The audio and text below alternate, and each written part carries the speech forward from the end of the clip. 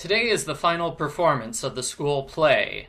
If I'm reading the timeline right, it's also the third performance. Is it normal for a high school play to last one weekend? In my high school, they generally lasted multiple weeks. I guess people don't like plays in River Heights. Argo Font Book Review, Argo Font Book Review. At the end of the previous book, Tim put his arm around Laura's shoulders. Nikki was so distraught she cried endlessly. But today's ghostwriter thinks sad Nikki is boring, so we're getting Angry Nikki! Continuity! Angry Nikki is furious at Tim for being nice to their mutual friend. He tries to explain what happened, but Nikki refuses to listen to him and talk to him ever again! As you can tell from the cover, oh, that cover, Samantha is in love with Marc LeBlanc, the substitute French teacher. She brags about her new mystery boyfriend, and her friends, Brittany and Kim, are suspicious. More suspicious than usual. I mean, in general, they don't trust each other. I'm not sure why these three girls are friends. Samantha is sure that she's going to be dating Mark, if not by the dance in this book, then for sure by the house party in the next book. She tries getting his attention during class, but he focuses on Nikki Masters and Kyle Kirkwood, i.e., the students who are actually good at French. Samantha decides he must love good students, so she starts studying French non-stop, as in she stays up past midnight every day studying French. I'm not sure that will get her a boyfriend, but it is going to improve her grades, so good for her. At the newspaper office, Brittany announces her plan to do a series of articles on notable people, like Marc LeBlanc and Nancy Drew. Hey, Nancy Drew got a name drop in this book, oh boy! But Brittany doesn't want to talk to Nancy. Mainly Brittany wants to interview Tim. He's single now, right? Brittany's totally going to make a move on him. And we move from Brittany to some new main characters. Karen is the shy girl who also works at the newspaper office. She's supposed to be Brittany's rival for the best reporter, only she's not much of a rival because she lets Brittany walk over her all the time. Karen's madly in love with junior class president Ben Newhouse, but she can't tell anyone because he's got a gorgeous supermodel girlfriend named Emily, while Karen is just kind of plain. Yeah, there's no way Karen can compete with Emily. Nikki continues to be mad and unreasonable, even when Laura intercedes on Tim's behalf. Tim shows up at Nikki's house, and she tells him that they have to break up because it is clearly impossible for them to work through the issue of him being nice to a friend. Tim gets mad and storms away.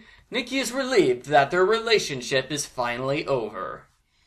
Well, great. Now that Tim and Nikki broke up, who's going to be the series super couple? I'm gonna go with Nikki in self-imposed drama. Those two always seem to be together. We meet Emily for the first time. She has tragic news for Ben. Her parents are getting a divorce and she's moving away forever. So they introduce Ben's girlfriend only to immediately get rid of her. Okay. Ben is upset, but he promises to support Emily, especially because the situation isn't her fault. Wow, what a nice guy. Too bad Tim and Nikki can't take lessons from him. Samantha gets an A on her French quiz, and that's it. Mark doesn't say anything to her, and he doesn't interrupt class to propose to her, which is what she really wanted. Samantha's friends try to convince her to give up on the teacher and date someone else, but she figures they're all just jealous of her love. She figures that since he teaches French, he'll fall in love with her if she puts her hair in a French braid. That plan doesn't work, and Samantha is just plain baffled as to why not. There's a minor subplot where Karen cuts out a picture of Ben to save for her wallet. Brittany finds out and realizes Karen has a crush on Ben.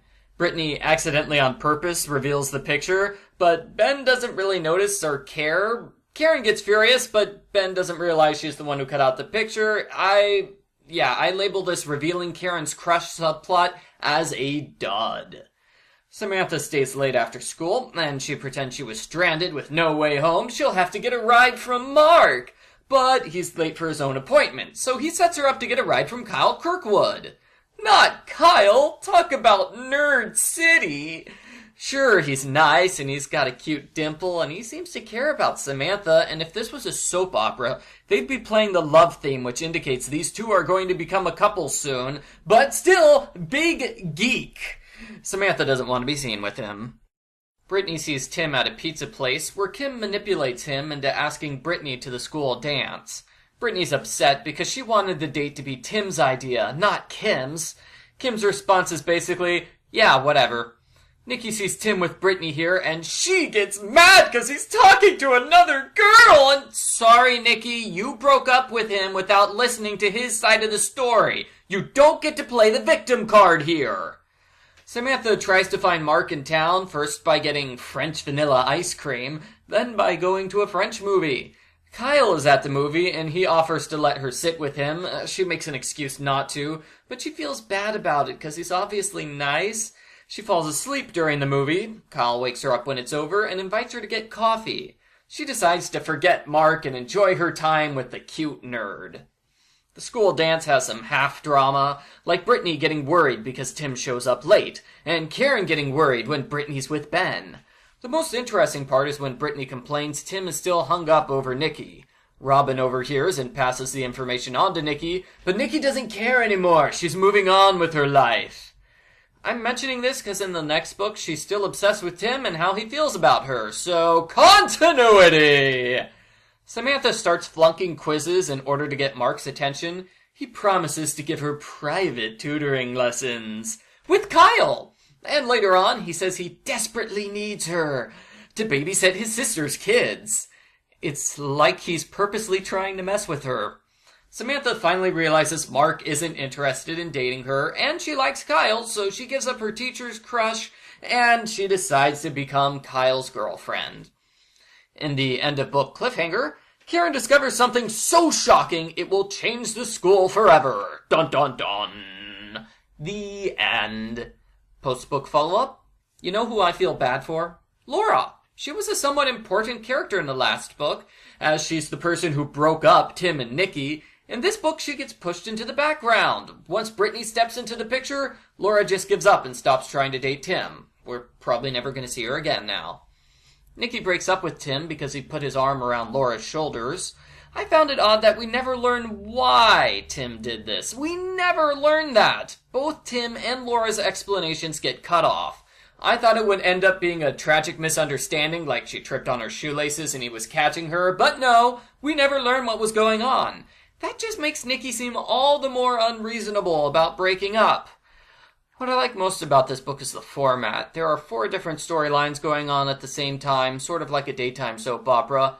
Multiple storylines was engaging in the last book, and it's engaging here. I hope the series continues with this, instead of going back to the one Nikki story, one Brittany story format that the first 4 books used. I can't imagine how bored I would be if the Tim-Nikki drama had been stretched out into a main plot. Ugh. And hey, moving away from 2 storylines per book format makes the series less like Sweet Valley High. That's a plus. I didn't like the Tim and Nikki storyline because it felt like she was being unreasonable. The Brittany storyline was okay. Maybe she tried making a play for Tim, but he was too hung up on Nikki to notice. Not a lot happened there. Karen's storyline was more successful as she had a great time with Ben at the dance and he even asked her out for food. But they're still not officially dating. We're gonna stretch that out for a bit.